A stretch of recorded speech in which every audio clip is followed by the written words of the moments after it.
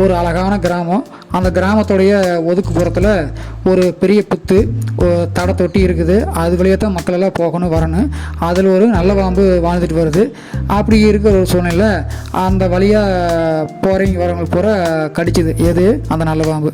அதனால் அந்த வழியை பயந்துட்டு யாருமே போகிறது பெருசாக கிடையாது. ஒரு நாள் ஒரு துறவி அந்த வழியாக போகிறாரு. பாம்பு புத்தில் இருந்து அப்படியே பாம்பு மெல்ல எட்டி பார்க்குது. மெல்ல வந்து அப்படியே அவரை கடிக்கிறதுக்கு வருது.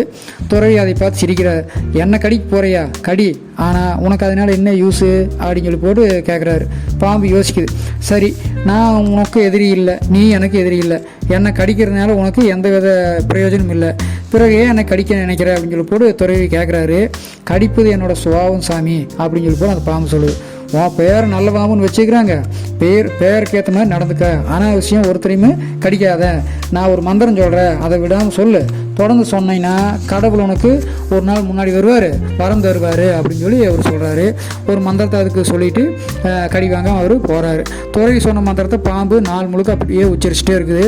புத்துக்கு கூட போக வழியிலேயே சாதுவாக அப்படியே படுத்துக்கிட்டு இனிமேல் யாரையும் தொந்தரவு பண்ணக்கூடாதுன்னு சொல்லி போட்டு அந்த மந்திரத்தையே சொல்லிகிட்டு இருக்குது.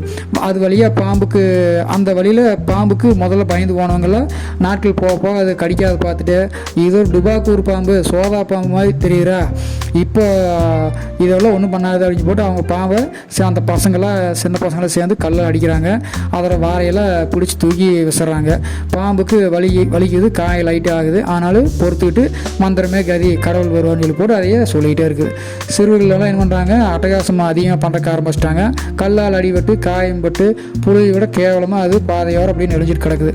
இப்போ அந்த துறையிலேயே அவர் போயிட்டு அதே வழியாக திரும்பி வராரு. அதை பார்த்து ரொம்ப பரிதாபமாக போச்சு. உனக்கு ஏன் அந்த கதி அப்படின்னு சொல்லி போட்டு கேட்குறாரு. சாமி, மந்திரமே முக்கியம், கடவுள் வருவார்னு மந்திரத்தை மட்டும் சொல்லிட்டு இருந்தேன்.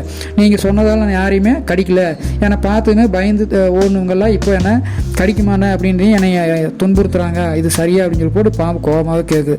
துறவி இப்பவும் சிரிக்கிறாரு. நான் உங்கள்கிட்ட என்ன சொன்னேன், அனாவசியமாக ஒருத்தரையும் கடிக்காதுன்னு தான் சொன்னேன். உன்னை துன்புறுத்த வரவங்களெல்லாம் வந்து கடிக்கணும்னு சொன்னேன். அவங்கள சீரி பாயணும், ஆனால் கடிக்கக்கூடாது.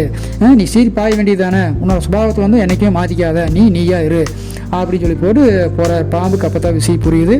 பாம்பு பழையபடி என்ன பண்ணுதுன்னா தன்னை துன்புறுத்தி யாராவது வந்தாங்கன்னா சேர்றக்க ஆரம்பிக்குது. கிராம மக்கள் பயந்து ஓடிட்டாங்க. அதுக்கப்புறம் பாம்புக்கு எந்த தொந்தரவுங்களோ அது சந்தோஷமாக வாழ்றக்க ஆரம்பிச்சா. பாம்பை மாதிரியே நாமளும் சுபாவத்தை நமக்குன்னு ஒரு இயல்பான நல்ல குணம் இருக்கும் முடியும், அதையே மாற்றக்கூடாது. அப்படி மாற்றணும்னா அது நமக்கு சிரமத்தை கொண்டு வரும் அப்படிங்கிற இந்த கதை மூலிமா நம்ம தெரிஞ்சுக்கணும்.